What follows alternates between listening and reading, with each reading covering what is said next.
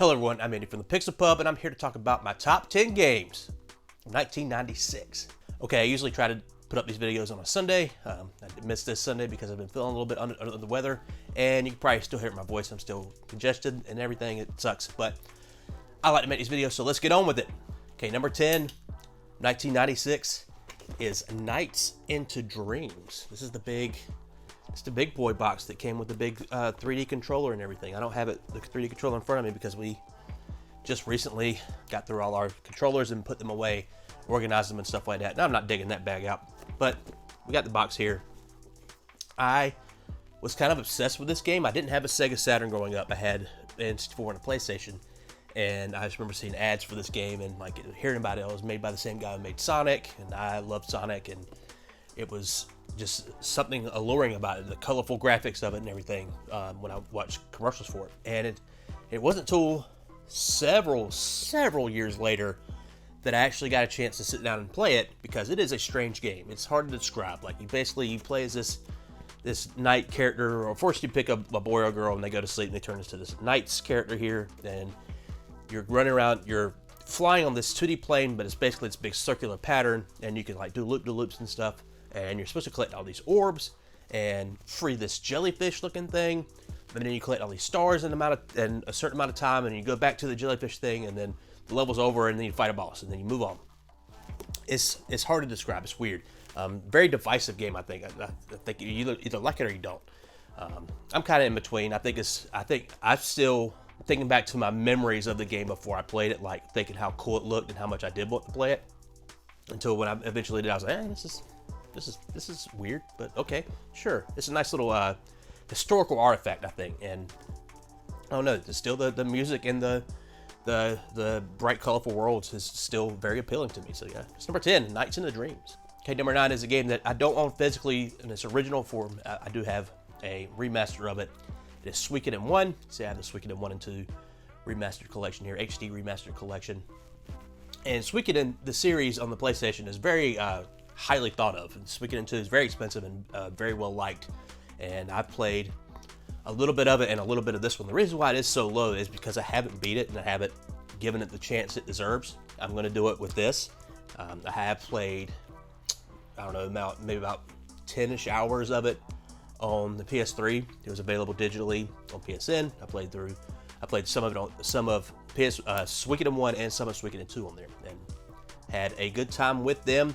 But I need to give it more of a shot, and I really think I'll be more of a Suikoden 2 person. I think most people are. Suikoden 1, probably very bare bones for the Suikoden series. And yeah, that's Suikoden 1. I love JRPGs, and I loved JRPGs at the time. I'm amazed that I didn't get on the Suikoden train back then, but I didn't, so I'm having to catch up some 30-odd years later. Okay, number 8 might be a little bit of a weird one for this list. I don't know if a lot of people like this game, but I do. It is Sonic 3D Blast. It's a game that I rented a whole hell of a lot in 1996, at least a handful of times leading up to the release of the N64. That's another thing I didn't say at the beginning of this. New console to talk about. 1996, the year of the N64, so we're going to talk about that later. But anyway, I didn't have an N64 right at launch. I got it for Christmas that year, so I rented this like, I don't know, 2 or 3 times during that holiday season into November and December.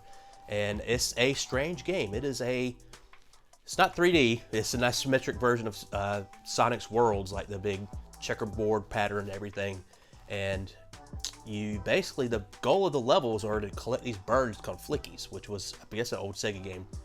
And you take them to this ring, and they go into the ring, and then it unlocks more of the level for you to go to. And you do this a couple times till the levels are with, and you do 2 acts, and then you face a boss. Kind of like a standard Sonic layout in that, on the 16-bit era with that. But it is isometric. Controls kind of strange, and it does look kind of like, it's like them saying, hey, we can still do 3D stuff on the 16-bit systems. Let's just put this out. And there's a Saturn version. I've never really played the Saturn version. I have seen it. I know it has different music, at least different sounding music. I think the compositions are mostly the same. I just love that Sega Genesis music. This has some of my favorite songs in the Sonic series. They're pretty damn good stuff. Rusty Ruin. Anybody? Come on. Yeah, Sonic 3D Blast.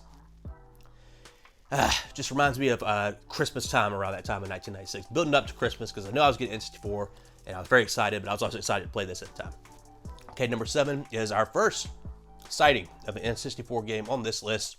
It is Star Wars Shadows of the Empire. I wasn't going to play this game when it first came out. I was just kind of indifferent. I was like, it looks kind of weird. I don't know. I was way into like Mario and Mario Kart and stuff like that. Mario Kart was a few months later, but my best friend growing up, he lived down the street. He got his his N64 day one, and he got this game, and he got a handful of other things, and I just remember playing it and being fascinated by it. Like, what is this weird game? And we didn't play it that much at his house. I think he wanted to play other stuff more. I was so fascinated by it that I asked for it for Christmas, and I got it. And it is a strange game. I played through this entire thing. I didn't really beat a lot of games back then. Usually I would like dabble in them and think they were too hard and move on. But I played through this entire game, and it's still a strange game because it has a lot of different like camera angles and stuff for a 3D game. Like, they were really trying to figure it out. Like, you do all these different stuff with the camera. Like, you can have like an overhead thing, or like this weird cinematic camera where he's like running past the camera down a hallway, and like they were just trying whatever they could to make a actual 3D action game. And for the most part, I think they succeeded for the time. I don't know if it holds up that well. You'd have to tell me, for a person who's never played it before. I know exactly how it feels and what to do. I do remember playing this game on Christmas Day. It was that night, and my whole side of my dad's family was over for to have dinner and stuff, celebrate Christmas. And all of them were up in my room because they looking at the N64 like, what the hell is this thing? And I was playing this, and I was on the 5th level. The 5th level is like in this canyon, and it's where you fight Boba Fett. And the level's stupid long, and I was having so much trouble with it that my older cousin was like, give me that controller. He'd never touched N64 before, as far as I knew, and he just sat there and beat the level. And I was like, what the hell? But I was able to beat it later on because I played this game a couple of times. But yeah, that's my memory of Star Wars Shadows of the Empire. It's got some stages I played multiple times of, were like the jet bike level through Mos Eisley, I think is what it was, and the level on the train I played a lot of for some reason, and the last level where you're going through and it's the big space shootout and you're fighting Sheetor's palace or whatever in space. But yeah, that's Star Wars Shadows of the Empire. Okay, next up is a game that I did not play when it was current. I ended up playing it a few years later, and I had a really good time with it. It's Kirby's Superstar on the Super Nintendo, and I haven't picked up my Super Nintendo copy in a long time. It is dingy as hell. I need to watch it. But yeah, Kirby Superstar is a whole hell of a lot of fun. If you haven't played it before, it is basically like, I don't know, 6 different Kirby games in one thing. You got a remake of the very first game. You got like a Metroidvania style thing. You got just different takes on Kirby all on one cartridge. And if you ever played the Smash Brothers games, and you know how much stuff like Sakurai likes to put in those games, all these different unlocks and stuff like that, he started doing it here. You can unlock bonus games, and it's just, I don't know, they fit a lot on this little cartridge. What is it? 8 games in one is what it says. So I was even wrong with the 6. Playing this was a whole lot of fun. It really kind of cemented my Kirby fandom. I'd played Kirby's Dream Land on the Game Boy and Kirby's Adventure on the NES back when they were, new. I was kind of like, that was fun. And then, coming into emulation some years later at the tail end of the 90s, and I was able to, just play whatever I wanted and pick this up. And I was like, man, this is great. Right? Where was I at? Well, I didn't have a Super Nintendo. That's where I was at. But yeah, it's a great time. Kirby Superstar. Okay, number 5 might be a kind of a random one. Maybe not a lot of people have heard of it. It is Baku Baku on the Sega Dreamcast. This is a game that I knew nothing about in 1996. It wasn't until watching someone play it online a handful of years ago. I was like, man, that looks awesome. I want to play it. And it wasn't that expensive on eBay, probably because the case is completely falling apart. It's not in great condition. But the game works, and I played it, and it is a very fun puzzle game. Now, it's a game where you've got different foods dropping down from the ceiling, and there's carrots, there's bones, there's bananas, different stuff like that. And every so often you'll have a animal come down with the blocks, and it will be like a monkey or a dog or a rabbit, and you match that animal up with the things they would eat, like a dog like a bone, a rabbit with like a carrot, monkey likes bananas, and it will basically just eat up all that stuff and clear up your little play area, so you can keep on playing. And it's like inherently 2-player, so you always got you're always facing off against somebody, even if it's just, you know, the AI. And yeah, me and Kathy have played a bit of it, and it's a solid ass puzzle game. I love stuff like this. It's a great damn time. If you haven't played Baku Baku, you need to play it right now. Okay, number 4, we got another N64 game here, Wave Race 64. Now this is a game that I did not have at launch for the Super Nintendo. I keep doing that for the N64. If I remember correctly, all I had was Super Mario 64 and Shadows of the Empire. But my brother had this, and we both got an N64 for Christmas that year. I was like, I'm not doing this Super Nintendo crap again. I'm getting the Nintendo console. I'm going to get the good system. And I was wrong. The PlayStation was a good system that year. But I eventually got that in 1997 anyway. But he got this, and we played a lot of it, and I thought it was amazing at the time. Like the way the water looked and the way it impacted how you raced and stuff like that, and the physics of it all. It was just amazing for its time. And I think it still holds up to this day. I was playing some of it to record for this video, and I was having a damn good time. This is such a fun racing game. I recently in the past couple years, I was like jonesing to get the GameCube version, Blue Storm, because I remember when my friends having that and playing that, and I thought it was incredible at the time too. Yeah, but it just doesn't hold up to the N64 one. It's just something about it. Something about the N64 one was great. I just loved like the tracks that would had like. Some had like the tide coming in and out, so the track would, you know, change over time. They had the track where you're on a pond, and it's early morning, and like the fog kind of rolls out as the track goes, as the race goes on. Such a fun time, such many fun ideas in one little thing. Wave Race 64 rules. If you like racing games, you need to check it out. Okay, number 3 is a sequel to a game that was on last year's list. It is Twisted Metal 2. Now, I had played a lot of Twisted Metal when I first got it. I didn't get it when it came out. I got my PlayStation in 1997, and I got a greatest hits version of Twisted Metal because it was cheap. It wasn't very long after that I picked up Twisted Metal 2, and I played the snot out of this. This one is my Twisted Metal. It's my favorite. Black's kind of up there. Twisted Metal Black is neck and neck, but Twisted Metal 2 I played so much of. It was right up my alley at the time, like I said in the past video, like, you know, the flaming head, crazy clowns, psycho clowns. Like, yeah, man, let's go. And like, I love the soundtrack to this game.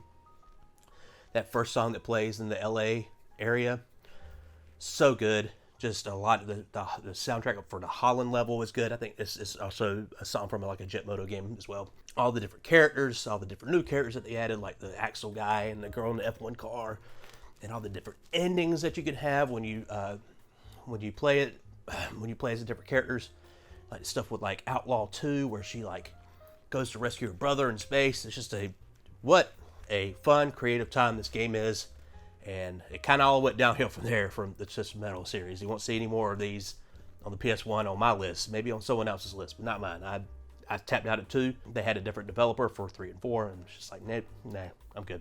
But yeah, it was the car combat game du jour back in the day, and there were millions of copycats that I didn't really even check out at the time. It was a Star Wars game that was a car combat game, but I do want to pick up some of them, stuff like Road Trip and Vigilante 8. I haven't played those, but I do want to try them at some point, because this game was my bread and butter back then. Twisted Metal 2, number 3. All right, number 2 is a big one, big old RPG, Super Mario RPG Legend of the Seven Stars on the Super Nintendo. This game is awesome. If you love RPGs and you love Mario, you need to play this game. They just did a remake of it on the Switch. I believe it came out last year. It was a ton of fun. Breezy RPG. Not too hard, not too long. I don't even think it's... If you played it for over 20 hours, then you're doing something wrong, I think. Or you're trying to get every single freaking thing in the game. Because short game, tons of fun, ton of personality. Like, so much... They did so much with the different characters that are in Mario, like, you know, Bowser and Peach and stuff like that. They had a lot of characteristics to them, and they introduced the new characters like Mallow and Jenna that haven't gone on to other games, which is, you know, sad, but they still live here, and it's a ton of fun. It's got the different combat stuff with the timing based. When you hit the A button, you do the extra jump, and when you hit you defense with the B and stuff like that, and that's being talked about a lot these days because of Expedition 33, where they really took that concept and turned it up a notch. by a lot. And yeah, this is I don't know. I just remember seeing this game being played at a friend's house for his birthday. And he had it, and he had Super Nintendo. He had this, and I was like, man, what is that? Like I think I'd read about it in Nintendo Power or something. Like if it was on like a store shelf, because I didn't get a Nintendo Power subscription until I got my N64, and I was just like looking at it. I was like, what? This is like isometric thing with Mario, and the graphics look really cool because it was the pre-rendered graphics of like taking these like 3D renders of Mario and making them all pixelated. And I was like, well, this like turn-based combat. What is this? And I was just mesmerized, and I picked up my own copy a few years later. It was like I bought it brand new at a Sears in like 1999 or something like that. It was still $60, I believe. And yeah, this is my copy from that day that I got it, and I had a ton of fun with it. Picked up the remake when it first came out, played through that. Super good time. You need to check out Super Mario RPG if you're a fan of Mario and you're a fan of RPGs. I said that already, but do it. Okay, number one. Everyone knows what number one is. If you are a retro gamer and you know what years the games came out, it is Super Mario 64. Launch games for the Nintendo 64. Fun fact, I had to order this off eBay for this video because my original copy of Super Mario 64 is long gone. It's disappeared. I don't know where it's at. So I've been living for several years without an original copy of Super Mario 64, or without a for real copy of Super Mario 64 for several years, and I have one now, and it was just a delight to pop it in the N64 and play with that controller, run around, do Bomb Bomb Battlefield, throw King Bomb Bomb around, get that star. But I remember N64 was one of the first consoles I ever rented. I've only ever rented two consoles. It was this and the Dreamcast. And I remember at Blockbuster, they let you rent it, and it was like $20 or something to rent a console. But you had to put down the amount of the console on like a credit card or something. I don't know how it worked. But I just know if the console was $200, you had to basically like give them $200, and like you got it back when you returned the console. So they didn't want those things to break. So when I went to the Blockbuster thinking I just had to have $20 to do it, and they told me that, my mom was like, I ain't doing that shit. And we walked out, and I was just like very clearly crestfallen. I was upset, but I knew that was a lot of money and it wasn't going to happen. But I think my mom was like, whatever, we'll do it. So we went back inside and we rented it, and it was like the best weekend of my life. I was like, play Super Mario 64 right now. And I remember the console came with 3 controllers for some reason. 2 of them were yellow, and I was like, that's weird. But I ended up renting another N64 like a month later or something, because I was able to talk her into it again. And Super Mario 64 again, I had to start all over because it was a different copy. My save game was long gone. But I got my copy on Christmas Day, and I got all 120 stars within like a month, and I loved it. Like I said, I didn't beat a lot of games back then, but I beat this and got everything. I was hooked on this game. It was so much fun. Just completely world-changing with the 3D movement, the 3D platforming, and like the camera controls that they added, like all these things they had to basically invent on the fly for this game. There were 3D platformers before this, but Mario 64 just made the blueprint. It's like, here's how you do it good. Here's how you make this, playable. But yeah, I freaking love this game. I was very happy to order it again and have it on the shelf, because it's been too long since I've had a Super Mario 64 in my collection. But yeah, that's number one, and it's number one for a reason. Damn good game, classic, masterpiece, all that fun stuff. Super Mario 64. Okay, that's been my top 10 games of 1996. I want to wrap this up quick because I can feel the congestion getting worse. Anyway, I'm Andy from the Pixel Club. Please like and subscribe, all that fun stuff. Peace out.